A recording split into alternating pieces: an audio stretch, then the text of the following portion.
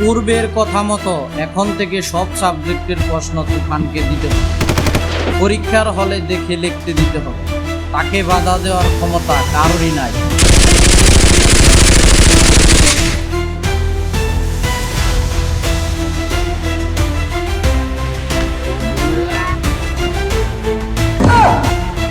ওই তুফান যেভাবে বাড়াবাড়ি করতেছে একদিন তো বাড়ি বাড়ি দিয়ে চাঁদা তুলবো।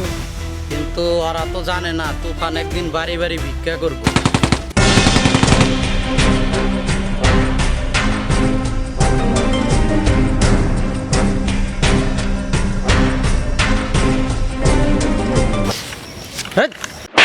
চশমা দে।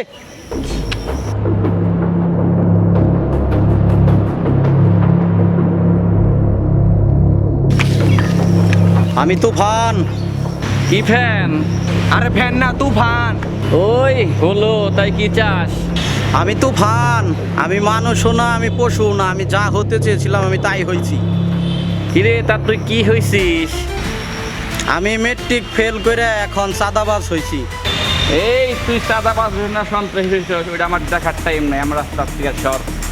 এই শোরুম মানে চাঁদা দে। চাঁদা না দিলে তোরা আজকে নেই শেষ করে আলাম না। তুফানের গায়ে তুই হাত দিছস, আজকে তোরে খাইছি। এই গুলি কো, হয় গুলি দে, গুলি দে। গুলি তোর কাছে দিছি। 10 গুলি তো বা হেরে গেছি, ননেন থেকে পলাই। তুফান যে পরিমাণ বাইরে চলছে, এই রুটির দোকানে বইটালে সবখানে যে পরিমাণ চাঁদা নিতেছে, ওরা অ্যাকশন নিতে হয়। আমি আমার স্যারের কাছে একটু যুক্তি করে আসি যে কি করা যায়। ওকে যদি দমন না করি তাহলে তো এই চাষটা কাইরা ফেলাবো।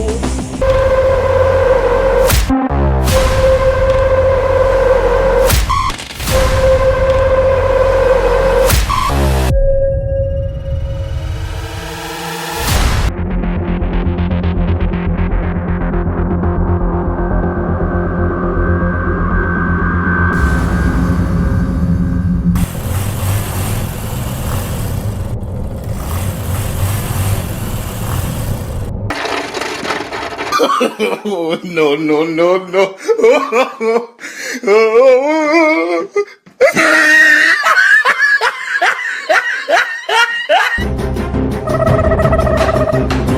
ওই তুফান, হ্যাঁ, তুফানের যে পরিস্থিতি, আটার দোকান, চা স্টল, ব্যাগখানে চাঁদা নিতেছে, এবার তো দেশটা শেষ করে ফেলাবো। কি করা যায়? ওরে সত্যিটা কিছু করুন যাবো না, তাইলে? ট্রেন খাটিয়ে মারুন নাকি? স্যারটার একটা বুদ্ধি করেন।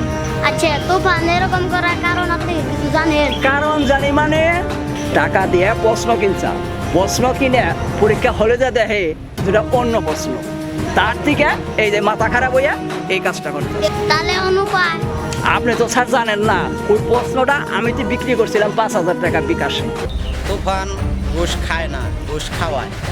হে রেডি কি কর, উল্টো হইলো। ও, তুফান ঘুষ খাওয়ায় না, তুফান ঘুষ খায়। তুফান যদি একটা সুযোগ পাই, আর একটা সুযোগ পাইলে কি করবি? ওর কাছ থেকে টাকা নিয়ে ওরা আবার 2 নম্বর বুদ্ধি দিব। এটা কি হইলো ভাই? এবার ঠিক আছে। তুফান হতে গেলে পরীক্ষায় ফেল করা লাগে, গালিগালাজ করা লাগে, ছোটখাটো চুরি ছেঁচড়ামি করা লাগে।